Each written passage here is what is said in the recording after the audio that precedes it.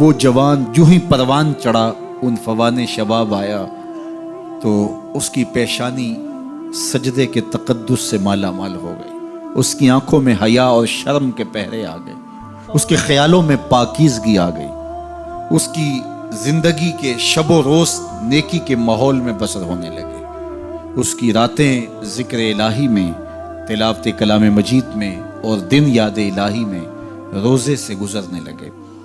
وہ جوان جس کی جوانی اللہ کی عبادت میں گزری، کیونکہ جوانی اگر عبادت میں گزر گئی تو بڑھاپا تو پر نور ہے ہی ہے۔ سب سے مشکل مرحلہ زندگی کا جوانی کا ہے۔ شیطان زیادہ ورغلاتا ہے کسی شخص کو جب وہ جوانی کے مرحلوں سے گزر رہا ہوتا ہے۔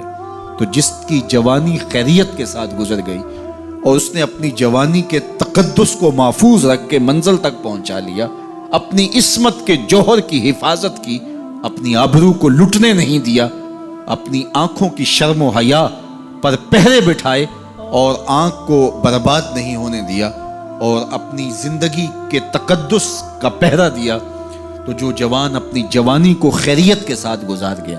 کسی نے کہا تھا نا، کتاب زیست کا ایک اور باب ختم ہوا، شباب ختم ہوا، ایک عذاب ختم ہوا۔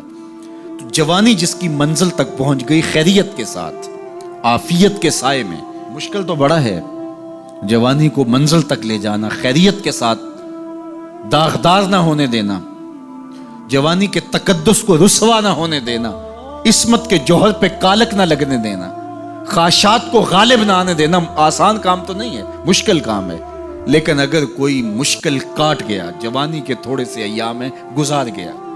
اللہ اکبر۔ حضرت شیخ خطلی کہتے ہیں، داتا گنج بخش علی حجویری علیہ رحمہ کے مرشد ہیں، الدنیا یوم ولنا فیہا صوم۔ وہ کہتے ہیں دنیا ایک دن ہے، ہم روزہ رکھ کے گزار رہے ہیں۔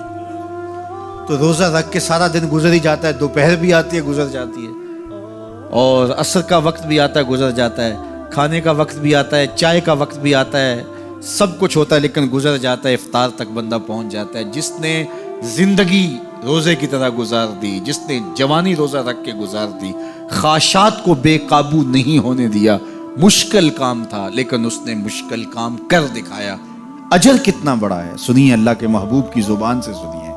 حضور نے ارشاد فرمایا جو سیدنا ابو ہریرہ کے ذریعے سے ہمارے تک پہنچا، فرمایا قیامت کے دن جب سورج کا رخ سیدھا ہوگا، زمین تانبے کی ہوگی، لوگ پسینے میں شرابور ہوں گے، کوئی ٹخنوں تک پسینے میں، کوئی گھٹنوں تک، کوئی کمر تک، کسی کو پسینے کی لگام دی جائے گی، اور وہ پسینہ ایسے نہیں ہوگا جس طرح یہ پسینہ ہے، اتنا گرم ہوگا۔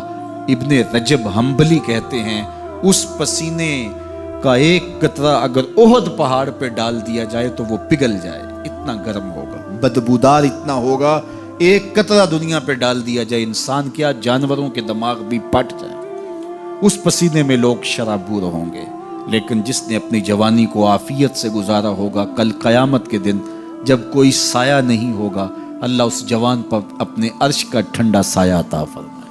وہ شخص جس کو کسی عورت نے دعوت گناہ دی اور وہ صاحب منصب تھی، صاحب جمال تھی، اور اس نے یہ کہہ کے یہ خواہش، یہ آرزو مسترد کر دی، انی خاف اللہ۔ اسی طرح کوئی عورت ہے تو اس نے اپنے تقدس کی حفاظت کی، اپنی آبرو پہ پہرا دیا اور کسی پیشکش کو ٹھکرا دیا، تو فرمایا قیامت کے دن جب کوئی سایہ نہیں ہوگا، اللہ اسے بھی اپنے عرش کا ٹھنڈا سایہ دے گا۔ کیسا سخت دن ہوگا، اور وہ کس اعزاز میں ہوگا، کس تکریم میں ہوگا۔ یہ تو 4 دن 10-20 سال ہیں، اور وہ 50,000 سال کا ایک دن۔ پھر اس کو اللہ کا شکر ادا کرنا ہوگا کہ اللہ تو نے کتنا کرم کیا میرے اوپر کہ میری جوانی خیریت اور عافیت سے گزری، اور آج اس کا تو کتنا بہتر صلہ مجھ کو دے رہا۔ صحیح مسلم میں روایت ہے، جو میرے اوپر 1 مرتبہ درود پڑھتا ہے اللہ اس پہ 10 رحمتیں نازل کرتا ہے۔